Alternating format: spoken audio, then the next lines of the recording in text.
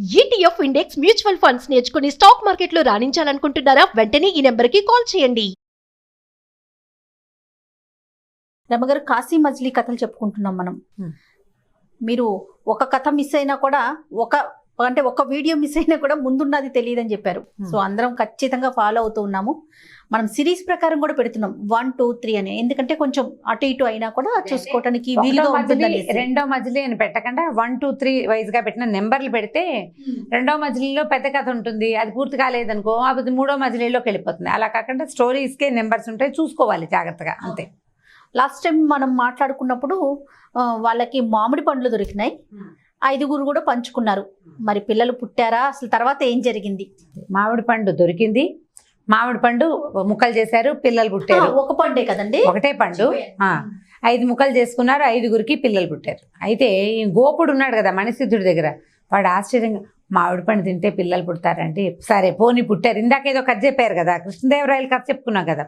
ఈ మామిడి పండు ఎక్కడిది అసలు, ఎక్కడి నుంచి వచ్చింది మామిడి పండు అంటే అప్పుడు ఈయనకి సంతోషం వచ్చింది. వాడికి కథలు తెలుసుకోవాలన్న ఉత్సాహం ఎప్పుడు వస్తుంది మనకి? ముందు కథ అర్థమైతే తర్వాత కథ ఏమిటి అని ప్రశ్న వస్తుంది. అర్థం కాని వాడికి ప్రశ్నలు ఉండవు కదా, వాడు ప్రశ్నించాడంటే వాడికి కథ బాగా అర్థమైందని చూద్దాం అని ఆ మణిని పట్టుకుని ఆ మామిడి పండు ఎక్కడి నుంచి వచ్చిందో ఆ కథను చూశారు. పూర్వమట శుద్ధిమతి అని ఒక బ్రాహ్మణ యువకుడు ఉండేవాడు. ఈ శుద్ధిమతి ఏంటంటే అమ్మా నాన్న చనిపోయాక కొంచెం పెద్దవాడయ్యాక విద్యాభ్యాసానికి వెళ్ళాడు. కాశీపట్టణం చేరుకుని ఎవరో గురువులను ఆశ్రయించి ఆ గురువాశ్రమంలో ఉండిపోతే మెల్లిగా చదువు వచ్చింది స్లోగా. మామూలుగా 8 ఏళ్లకి విద్యాభ్యాసానికి వెళ్తారు పిల్లలు. ఇతను బాగా 17-18 సంవత్సరాలు వచ్చేసినాయి. అట్లా మెల్లిగా ఉండి పిల్లలందరూ తనతోటి వాళ్ళంతా వెళ్ళిపోయారు. అంటే తనతో పాటు పాఠం మొదలుపెట్టిన చిన్నపిల్లలంతా వెళ్ళిపోయారు. ఇతను మాత్రం వెళ్ళల. చదువు అయిపోయింది అని అనుకోకుండా ఆ గురువుని వదిలిపెట్టకుండా ఇక వివాహము, ఇంటికి వెళ్ళేందుకు ఇంటి దగ్గర ఎవరు లేరు, తాత నాన్న ఎవరు లేరు, ఇంకెందుకని అక్కడే ఉండిపోయాడు. చాలా వయసు వచ్చేదాకా అక్కడే ఉండి విద్యాభ్యాసం చేస్తూ తను కూడా గురువుగారే అయిపోయాడు. కానీ అక్కడే ఉండిపోయాడు. కొత్త శాస్త్రాలు, కొత్త కావ్యాలు చదువుకుంటూ గురువుగారి దగ్గర ఆ ఆశ్రమంలోనే ఉండిపోయాడు. బాగా పెద్దవాడయ్యాక సరే కొంతమంది శిష్యులతోటి కలిసి అతనికి తన పుట్టిన ఊరు మీద గాలి వెళ్ళింది. మనకు కూడా అలా అనిపిస్తుంది కదా, ఊరు పిలుస్తోంది అంటుంటాం మనం. ఆ ఊరు పిలిచిందనమాట. ఇతను పిలిస్తే ఇతను ఏం చేశాడు, కొద్దిమంది శిష్యుల్ని వెంట పెట్టుకుని తన సొంత ఊరు వెళ్ళాడు. ఎవరు గుర్తుపడతారా, తను చిన్నప్పుడే వచ్చేసాడు. ఇహే ఉన్న వాళ్ళంతా పెద్దవాళ్ళు. నేను పలానా వాళ్ళ అబ్బాయిని అని చెప్తే అందరూ ఓరి నువ్వట్రా ఎంతవాడి అయ్యావు నాయన అని ఊళ్ళో వాళ్ళు బాగా ఆదరించారు. వీళ్ళ నాన్నని తెలిసిన వాళ్ళు, తాతను తెలిసిన వాళ్ళు ఉంటారు కదా. కొంతమంది తాతను చిన్నప్పుడు ఆడుకున్న స్నేహితులు, ఇట్లా అన్ని కుటుంబాల వాళ్ళు అతన్ని ఆదరించారు. ఆ ఊళ్ళో శిష్యులతో సహా ఉన్నాడు. ఉంటే ఆ ఊళ్ళో ఉన్న ఒక దూరపు చుట్టం ఒక ఆయన, ఇతను పెద్దవాడు అప్పటికే, మరి నడి వయసు వచ్చేసినా కూడా ఆలోచించకుండా ఒక 15-16 ఏళ్ల కూతురుంది, ఆ పిల్లనిచ్చి పెళ్లి చేశాడు. మనం ఇంతకుముందు ఒకసారి చెప్పుకున్నాం, 30 ఏళ్ల మగవాడు 3 ఏళ్ల ఆడది లెక్కైనా పెళ్లి చేసేవాడు. ఈ 15-16 ఏళ్ల పిల్లని 40 దాటి 50 పడికి దగ్గరగా ఉన్న ఆయనకి ఇచ్చి పెళ్లి చేశారు.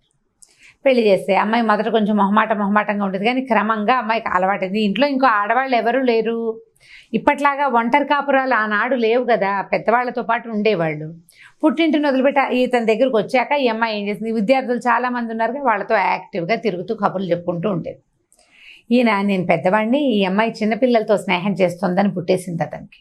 అనుమానంగా ఉండేది భార్య మీద. ఒక్కోసారి నిర్ధారణగా కూడా అనిపించేది. ఏమి నిర్ధారింపబడలేదు, అతని ఉద్దేశం అనమాట. ఆ అమ్మాయి ఎంత చనువుగా మాట్లాడుతూ ఉండేసరికి అందరితోటి, ఆ పిల్ల ఇక్కడ ఎవరూ లేరు, ఈ ఉన్న మగపిల్లలు చదువుకునే పిల్లలతోటి కొంచెం చనువు జతాయించి ఉండేదన్నమాట. ఒకసారి విసుగు పుట్టింది, వెళ్ళిపోదాం ఇక్కడి నుంచి అనుకున్నాడు. భార్యను వదిలిపెట్టి వెళ్ళిపోదాం అనుకున్నాడు. గురువుగారు ఇట్లా తమను వదిలిపెట్టి వెళ్ళిపోతున్నాడని శిష్యులకు తెలిసిపోయింది. ఆయన వెంబడపడి వెళ్ళారు. మీరు వెళ్ళొద్దు వచ్చేసేయండి వెనక్కి అని. అలా వీళ్ళు మాట్లాడుకుంటూనే చాలా ఊరు దాటేసి ఇంకో ఊళ్ళో చేరిపోయారు. ఆయన రానన్నాడు. సరే ఇలా ఏమైంది, వాళ్ళు ఏదో ఒప్పించారు, కాదు మా చదువు అయిపోయాక మీరు కాశీ వెళ్ళిపోదురు కానీ మా చదువు అయ్యేదాకా ఉండండి అని బతిమలాడారు. వాళ్ళకి తెలిసింది గురువు అమ్మగారి మీద అనుమానంతో ఈ పని చేస్తున్నాడు అని తెలిసింది. సరే వాళ్ళు ఏదో బతిమలాడుకున్నారు. ఇంతలో ఏమైంది, వాళ్ళు చేరిన ఊళ్ళో ఒక బ్రాహ్మడి వాకిట్లో కూర్చున్నారు.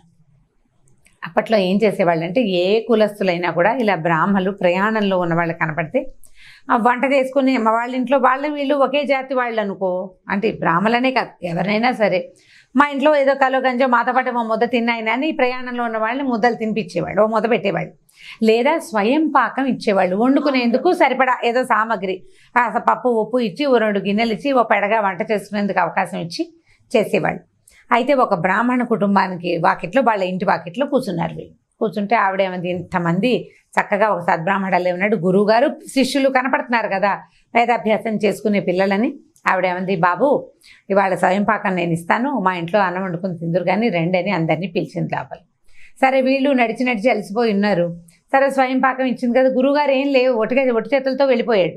ఈ పిల్లలు కూడా ఒట్టి చేతులతోటే వచ్చారు. సరే అన్నం వండుకు తిందాం కదా నా ఇంట్లోకి వెళ్ళారు. ఆ ఇంటి ఓనర్కి భార్య మీద విపరీతమైన అనుమానం అంట. ఎప్పుడైతే ఇంతమంది విద్యార్థులు వీళ్ళు లోపలికి వెళ్తానో తను దూరం నుంచి చూసి, అమ్మో నా పెళ్ళాం ఎవరితోటో స్పెండ్ చేస్తుందని ఆయనకు అనిపించేసింది. ఏం చేశాడు, లోపలికి వెళ్ళి ఇంట్లోకి వెళ్ళి చూశాడు. వాళ్ళంతా ఓ పక్కన వండుకుంటున్నారు, ఈవిడ తరపాడోటి ఇంట్లో ఏదో పని చేసుకుంటుంటే గత్తి తలిపేసేసాడు బయట నుంచి. వేసేసి పరిగెత్తుకుంటూ తన ఊరి రాజ్యానికి రాజైన రాజుగారి దగ్గరికి వెళ్ళిపోయాడు అనమాట. చిన్న రాజ్యం అది. రాజుగారికి చిన్న పురోహితుడు ఇతను.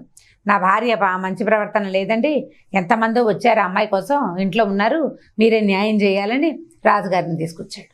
ఊరిని రాజు వచ్చాడు. వచ్చేసరికల్లా సరే ఏమి తెలిసింది, ఆ అమ్మాయి తలుపు తీశారు. ఈ బయట ఉన్న వాళ్ళు శిష్యులు చెప్పారు, మేము ఫలానా ఇదండి మా గురువుగారు ఇలాగా గురువు గారి మీద అనుమానపడి ఆయన కాశీపట్నం వెళ్ళిపోతున్నారు, మేము బతిమలాడడానికి ఆయన వెనకాల వచ్చాం, ఈ అమ్మగారు భోజనం వండుకోండి నాయన అంటే కేకేస్తే మేము అన్నం తినడానికి వచ్చామండి, వంట చేసుకుంటున్నాము, అసలు ఆవిడెవరో కూడా మాకు తెలీదు అని చెప్పారు. మాట నమ్మాల్సిందే, అందరూ ఒకే మాట చెప్తున్నారు కదా. సరే ఆవిడను గది తలుపు తీశారు. ఆవిడ బయటకు వచ్చింది. బయటకు వచ్చి ఏం చెప్పిందంటే, వీళ్ళు ఏదో సద్బ్రాహ్మలు ఇంతమంది ఒకేసారి ఎట్లా దొరుకుతారని వాళ్ళకి స్వయం పాకం ఇచ్చాను. నా భర్త స్త్రీలని అనుమానించి దుర్బుద్ధి ఉన్న మూర్ఖుడు ఒకడు, నా పెళ్ళ మంచిది కాదు ఇలా ఏదో చేస్తోంది అని చెప్తే చూడ్డానికి వచ్చిన మూర్ఖుడు ఉన్న రాజ్యం ఇది, దిక్కుమాలిన రాజ్యం, ఈ రాజ్యంలో ఉండకూడదు నేను అందుకే అనేసరికి రాజుగారికి తగిలింది, సిగ్గేసింది, ఆయనకి మొహమాటం వేసింది చాలా. సరే సారీ చెప్పుకున్నాడు, ఆవిడ కాళ్ళు పట్టుకున్నాడు, అక్కడి నుంచి కేకలేసాడు, బ్రాహ్మణి ఇలా ప్రధానికి ఇలా అనుమానిస్తావా, స్త్రీని అనుమానిస్తే ఎట్లా, నీ తల్లి కూడా స్త్రీయే కదా అని ఆయన ఆ బ్రాహ్మణ్ణి పురోహితుడిని సెట్ చేశాడు. అక్కడి నుంచి ఈ శుద్ధమతితోటి మాట్లాడి అయ్యా ఇదేమిటి మీరు పెద్దవారు, ఇప్పుడు చూడండి ఇతను చేసిన పనికి ఎంత నగుబాటైంది, ఆవిడ అమ్మగారు ఎంత అవమానపడింది, మీ భార్య కూడా అట్లాగే అవమానపడుతుందండి, ఇట్లా చేయకూడదు అని చెప్పాడు. సరే ఇద్దరు కలిసి కాసేపు మాట్లాడుకుంటే, ఈ శుద్ధమతికి చాలా బాగా చదువుకున్నాడని, చాలా సంవత్సరాల విద్యాభ్యాసం చేశాడని, ఎన్నో శాస్త్రాలు తెలిసిన వాడని తెలుసుకున్న రాజు ఏమన్నాడంటే, మీరు మీ ఊరు వదిలిపెట్టి ఇక్కడికి రండి, అమ్మగారి కోసం బండి పంపిస్తాను, ఇక్కడే ముందుగా నాకు పురోహితుడిగా ఉండండి అని చెప్పాడు. సరే భార్యని అక్కడ ఉన్న ఇల్లు బాకలే ఉంది, సొంత ఊరే కానీ ఏదో ఉన్నారు అక్కడ, మిగిలిన శిష్యుల్ని అందరినీ తీసుకుని ఈ కొత్త ఊరు వచ్చేసారు. భార్యతోటి ఆయన బాగా ఉండేవాడు. సరే ఏమనుకున్నాడంటే, నేను పెద్దవాడిని అయ్యాను, సంతానం కలగలేదు అని చెప్పి సంతానం కోసం ఆయన శ్రీశైలం వెళ్ళి తపస్సు చేసేట కొద్ది రోజులు. అక్కడ వరప్రసాదంగా ఒక మామిడి పండు దొరికింది అతనికి. ఆ మామిడి పండు పుచ్చుకుని ఇంటికి వస్తున్నాడు ఈ భార్యని అనుమానించి పారిపోయిన గురువుగారు. ఈ మామిడి పండు పట్టుకొస్తూ సంధ్యా సమయం అయింది, సంధ్యావందన సమయం అయింది అని చెప్పి ఏం చేశాడు, ప్రసాదంగా దొరికిన వస్తువుని నేల మీద పెట్టడం ఏమిటని దాన్ని ఆ పక్కనే ఉన్న చెట్టు కొమ్మల్లో ఇరికిచ్చి పెట్టాడు. ఆయన దగ్గర సంచి లేదా అంటే లేదు, పండే చేత పుచ్చుకుని వెళ్తున్నాడు. ఆ పండు పెట్టేసరికల్లా పైనుంచి వెళ్తున్న ఒక గద దీన్ని ఏదో మాంసఖండంగా భ్రమించి ఎర్రటి పండుని, అది కొమ్మల్లో ఇరుకుంది కదా, చెట్టుకు వేలాడుతుంటే పళ్ళని తెలిసేవి, ఇది పళ్ళు కాసే కాలం కాదు, మనం ముందే చెప్పుకున్న ముందు కథలో మామిడి పళ్ళ కాలం కాదు, అది ప్రసాదంగా దొరికింది అది. సరే ఆ పండు పుచ్చుకుంది, ఆ పక్షి ఎత్తేసింది ఆ పండుని. ఈయన అయ్యో అయ్యో అన్నాడు కానీ అయ్యో లేదు కొయ్యలేదు, పక్షుల వెనకాల మనుషులు ఎలా పడతారు. ఈ శుద్ధమతి గారు ఇక్కడే ఉండిపోయాడు, మామిడి పండేమో గద్దెత్తుకుపోయింది. విచిత్రంగా ఆ మామిడి పండు శూరసేన మహారాజు, ఈ మిగిలిన 4-5 ఉన్నారు కదా పిల్లలు లేని వాళ్ళు, వీళ్ళకి దొరికింది. మనం చెప్పలేకపోతాం భగవంతుడి లీలా వైచిత్ర్యం ఎలా ఉంటుందంటే, ఎవడో ఒకటి తయారు చేస్తాడు, ఇంకోటి దాన్ని అనుభవిస్తాడు.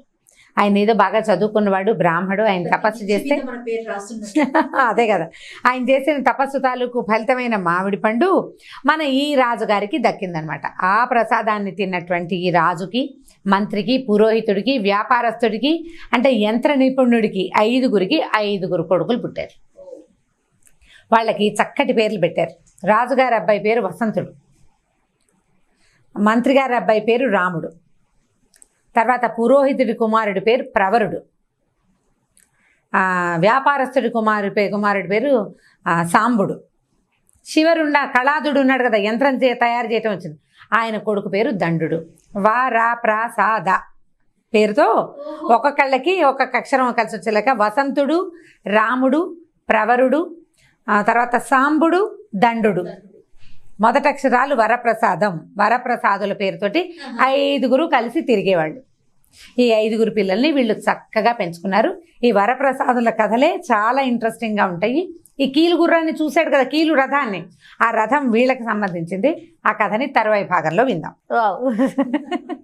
చాలా బాగుంది రమ్మగారు, సూపర్గా ఉంది, ఇంట్రెస్టింగ్ అనిపించేస్తుంది, మొత్తం అనిపిస్తుంది. ఇప్పుడు ఇంకా ఎన్నెన్ని కథలు వస్తాయో, మనకి సాధారణంగా తెలిసిన చాలా కథలు ఇందులో నుంచి వచ్చినవే, బాగుంటాయి, ఇంట్రెస్టింగ్గా విందాం మళ్ళీ.